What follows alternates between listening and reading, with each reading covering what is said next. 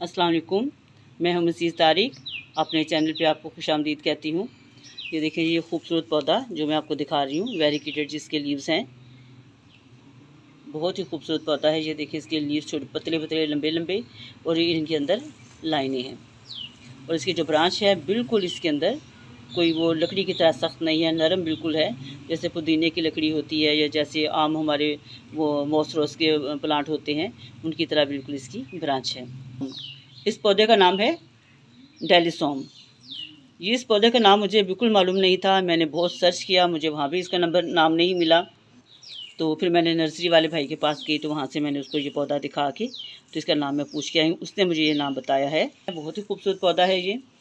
तो इसके बारे में जितना मैं जानती हूँ, क्योंकि मैंने आपको बताया कि मुझे इसके बारे में कुछ ज़्यादा मालूमात नहीं थी। ये फ़र्स्ट टाइम मैंने देखा और फ़र्स्ट टाइम मैंने इसको ग्रो किया है। किया कैसे ग्रो कि ये मुझे बाहर कहीं से ये इसकी लगा हुआ मिल गया, तो वहाँ से मैंने इसकी कटिंग लेके आई। इस तरह जैसे ये मैंने एक लगाई, इसको लगाए हुए महीना हो चुका है तकरीबन।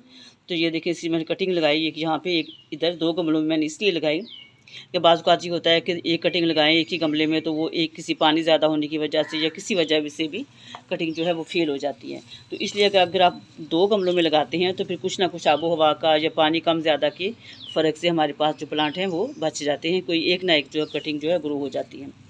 लेकिन जैसे कि मैं आपको बताती हूँ कि मैं कोशिश करती रहती हूँ, चाहे कामयाबी हो या ना हो, कटिंग भी ग्रो करती रहती हूँ।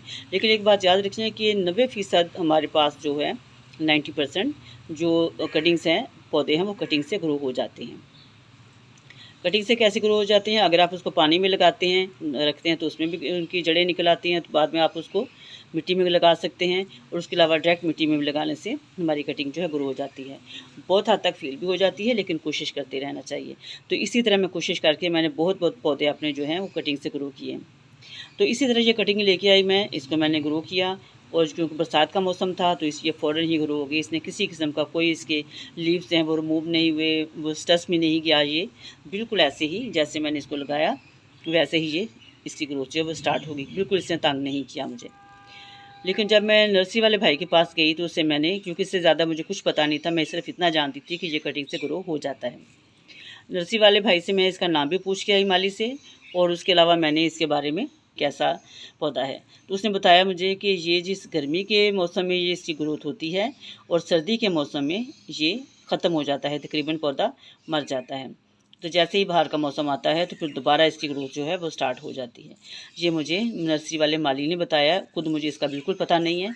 जैसे ही ये मैंने अब ग्रो किया हुआ है, जैसे ही इसकी कोई भी सर्दी के मौसम जब आएगा या फिर जब बाहर का आएगा, तो जो भी इसकी इन्फॉर्मेशन होगी वो मैं आपसे शेयर करूँगी।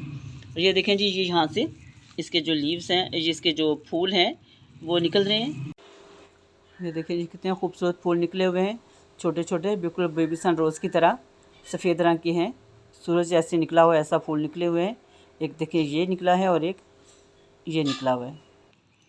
तो ये इसके वाइट कलर का छोटा सा, वाइट भी नहीं, जैसे मोतिया रंग होता है इस तरह का, हल्का सा और वाइट कलर में इसका फूल निकलता है। और मुझे उम्मीद है कि जो फूल जो है वो बाद में, इसमें वैसे कोई इसकी सीड पॉट तो नहीं बना उस फूल का, लेकिन ये मुझे उम्मीद है कि वो सीड पॉट बनेगा और फिर सीड गिरते हैं तो उसके बाद फिर ये ग्रो होते हैं। तो इसके अलावा ये वैसे कटिंग से तो बड़ी आसानी से ग्रो हो जाता है, लेकिन यहाँ से इसके जो लीव्स हैं इस टाइम टर्न हो रहे हैं, मुड़ रहे हैं। तो मेरा ख्याल है कि इसको यहाँ से इतने हम रिमूव कर देते हैं, शायद इसको कोई मसला होगा। वो मैंने यहाँ से रिमूव कर दिया है, ये मैं आपको दिखाती हूँ। नीचे इसके देखते हैं, पीछे कोई चीज़ नहीं लगी होगी इसकी, लेकिन फिर भी ये मुड़ गया है। तो इस तरह जब भी कोई हो तो पौधे के किसी पे भी हो, इसके नहीं किसी में भी हो, ये देखिए इसमें भी है थोड़ा, क्योंकि बारिशें हो रही हैं तो कुछ ना कुछ मसला पौधों के साथ हो जाता है। तो ऐसी सूरत में इनके जो लीव्स हैं वो फ़ौरन रिमूव कर देने चाहिए,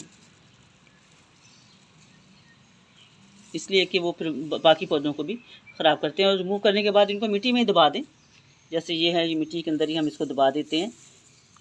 तो जो इसके अंदर कीड़े मकोड़े या जो भी कुछ भी होगा, बीमारी होगी, वो अंदर ही दफन हो जाएगी। तो ये छोटी सी वीडियो थी, मैंने सोचा आपसे शेयर करती हूँ। इस पौधे के बारे में थोड़ा सा आपको बताती हूँ। 2 पौधों में मैंने लगाया हुआ है, इसीलिए अभी बारिश रात को हुई है, मैंने बता चुकी हूँ कि बारिश रात को बहुत हुई है। पानी, इसकी मिट्टी बहुत गीली है, पानी की वैसे इसको ज़्यादा ज़रूरत नहीं है, क्योंकि इससे हम ये अंदाज़ा कर सकते हैं, ये मैंने इसको थोड़ी सी सपोर्ट दी हुई है, क्योंकि हम ये अंदाज़ा कर सकते हैं कि इसके, आप देखिए ये ब्रांच देखिए, इसके अंदर काफ़ी पानी मौजूद है, तो ये पानी ज़्यादा होने की वजह से गल भी सकता है। पौधे लगाते हैं तो हमें अंदाज़ा हो जाता है। तो इसको जो है, ये वैसे काफ़ी बर्दाश्त कर लिया है पानी इसने, इस पौधे ने काफ़ी पानी बर्दाश्त किया है, क्योंकि मुसलसल बारिश हो रही है इस पर। तो इसी वजह से ये देख सकते हैं कि कटिंग इसकी ग्रो भी हुई है और पानी भी बर्दाश्त कर रहा है। लेकिन अब मैं कोशिश ये करूँगी कि इसको पानी ज़्यादा ना मिले। अभी ऐसी जगह पे रखूँगी जहाँ पे इसके ऊपर बारिश ना पड़े। तो ये छोटी सी वीडियो थी इस पौधे के बारे में। मुझे उम्मीद है कि आपको वीडियो अच्छी लगी होगी। अगर आपको भी कहीं इस तरह का पौधा लगे, मिले कहीं से, तो उसको आप लाके अपने घर में कटिंग से ग्रो करें। कटिंग से ग्रो करने से, कटिंग लाने से कोई फ़र्क नहीं पड़ता। किसी के बाहर से अगर आप लगी है तो वहाँ से भी आप ला के लगा सकते हैं। पौधा ख़राब ना करें किसी का, लेकिन कटिंग आप ले सकते हैं। मुझे उम्मीद है कि आपको वीडियो अच्छी लगी होगी। अच्छी लगी हो तो अप्रिशिएट कीजिएगा, दुआ में याद रखिए। अल्लाह हाफ़िज़।